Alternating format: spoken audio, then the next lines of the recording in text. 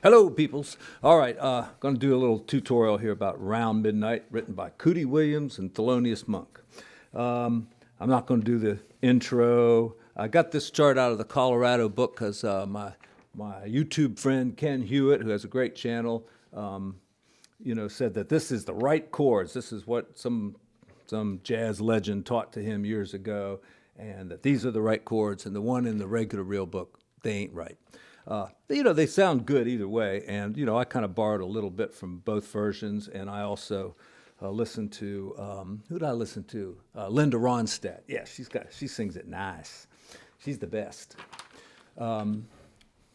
Chaka Khan's got a nice vocal version of it out there too, and it's a beautiful song, and I think Linda did it in a completely different key. It's in E flat minor, and I think she did it in A minor, which is like a tritone away. So, girls, if you're looking for a key to sing this in, A minor might be a good key, and maybe I'll run over that. So, maybe do a little chart on A minor, so we can. If you haven't listened to it already, I'll put a link down there so you can listen to my arrangement here. And it's a handwritten chart, which I'll put up here as well. And let's talk about it a little bit. I started off with one note, E flat.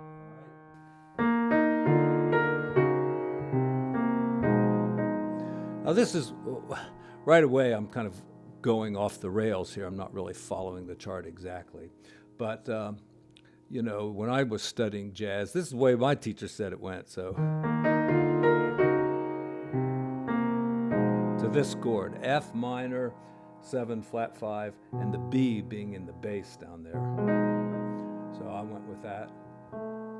And then, I guess it's just my influence from Johann Sebastian Bach, where I just like, little moving voices and inner voices and things like that going on. So, and Bach sometimes will hit like a triple octave like this, and then the polyphony will work out from there. So I did that. Okay, now I think I'm back on track here with C minor 7, flat 5. And then I changed it to like an alter dominant, right? With like a rootless voicing, but you're still hearing that C. And then it's supposed to go to F. I went to D instead. Oh, and by the way, if you're starting a YouTube channel, just put Barry Harris in the title and you'll get a couple extra thousand views. So anyway, Barry Harris talks about the family of seventh chords, like where you move up in minor thirds, D7, F7, A flat 7, B7. So I use D7, because it's in the family. I wanted to go to F7, but I went to D7 first. So here's how it worked out. And then I went to the F7. Yeah, see, it sounds kind of cool. And then, I kind of thought, well, this is some smooth voice leading here. So I went like that. Now the chart I don't think has this A in it here. My chart, that is. But I put it in on that one. And then here's the A flat minor 7th without an A flat. I guess it'd be nice to put it in there. And then I just, went bouncing around different 7th chords. Oh, sorry. That's that family thing again there. I did F and D, kind of like I did before. And then, if you go down a half a step, that's a cycle of fifths dominant motion thing, kind of a tritone substitution thing. So, okay. And here I did another Barry Harris thing. I did, Barry teaches this thing where he goes.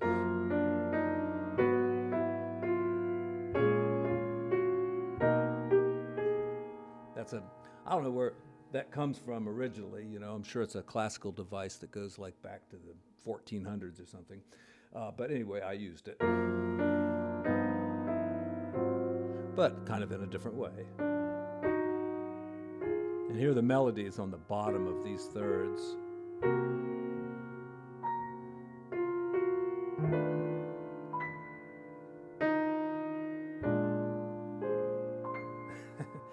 playing around with those little bell tones there. And then, you know, this song is, especially if you listen to Thelonious Monk, you know, uses a lot of these, you know, flat 5 chords, basically. That could be B flat, 7 flat 5, or E7 flat 5, all right? And, you know, I didn't put this in the arrangement, but you could certainly use some Stravinsky type things where you play like a, you know, a B flat triad and an E triad against each other. You know, you could do something like that, where I'm just combining those 2 triads, or maybe something a little bigger, like, that's not a very good one.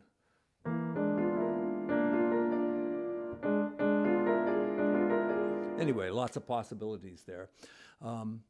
But what I did come up with, I thought was, well, I didn't come up with it. I got this this chord right here from a Marilyn Scott song called The Last Day. And George Duke was the producer on this, and he plays this beautiful chord at some point, right before like a B flat altered chord. Just 2 triads, a B minor and an E triad, like that. And so I used this a little bit. And I also discovered that if you move it up by a whole step, you're still staying in the scale of B flat altered. And I just thought it fit the song nicely, so I did something like this.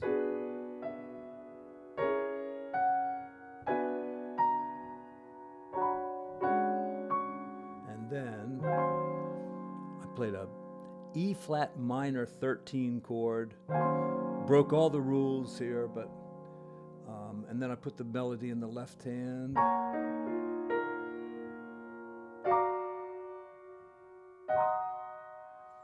right. And I think my influence there came from the Nelson Riddle arrangement that Linda Ronstadt sang to. Because he's got these strings just kind of real high, you know, no vibrato, and it just gives you this kind of eerie, dark sound, like midnight, you know. So.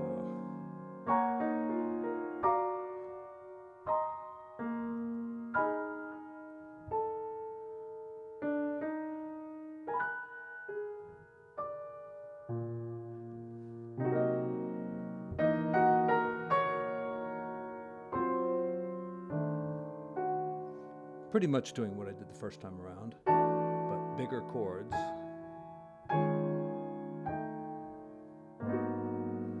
And here, I always used to play this. But I thought, well, let's see what can I do to jazz that up a little bit. I just put an arpeggio there, and put it together. Now, what is it?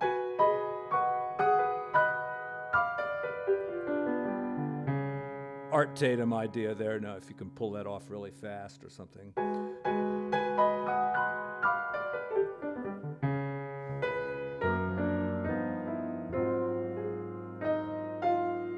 And here's some negative harmony.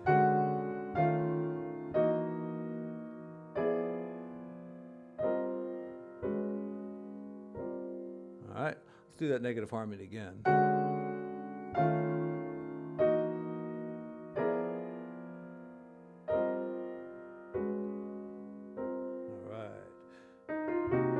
Inner voices.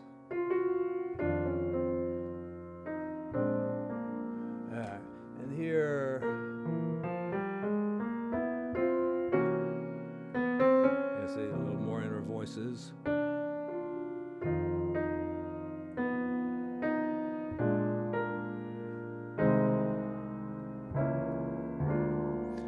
And I don't know, I just like that walk up. A typical one is to go to C minor like that, but a more gospel way to do it is to put A flat there with C in the bass, and then bring it around that way. All right, got some good something. So there's an inner voice in there. See, it's listen for that.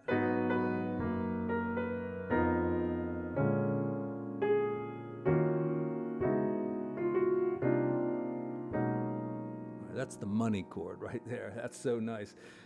Linda Ronstadt's version. Major 7th chord with like everything in there, the 6th, the sharp 11. And, I kind of didn't do much here. You know, you could do the 2 5s on this, or you could just, do the 5 chord and make it suspended. That's the same as a 2 5, really. Lots of stuff you can come up with there if you want to.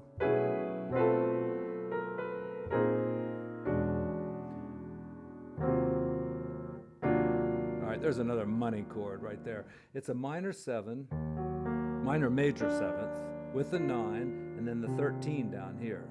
All right, that's a pretty awesomely beautiful chord.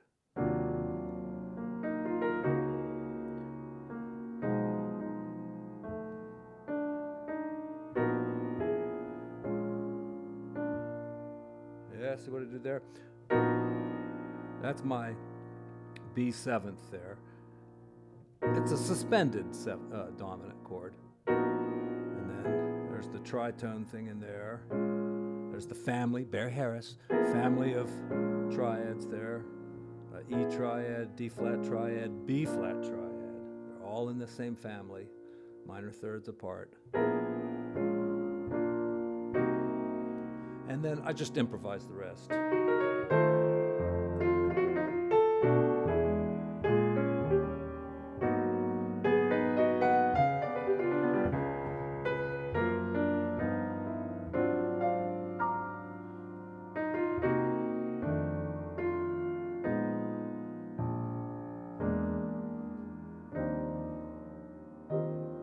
And there you have it. That's my arrangement and my thinking behind it. Now, some really good improvisers on this song would be Michael Petrucciani, great piano player, died way too young, but you can find his video on this. Just look up Michael, he's a French guy, Michael Petrucciani, and Round Midnight, and you should find it. He plays it solo, and he does a beautiful job of it.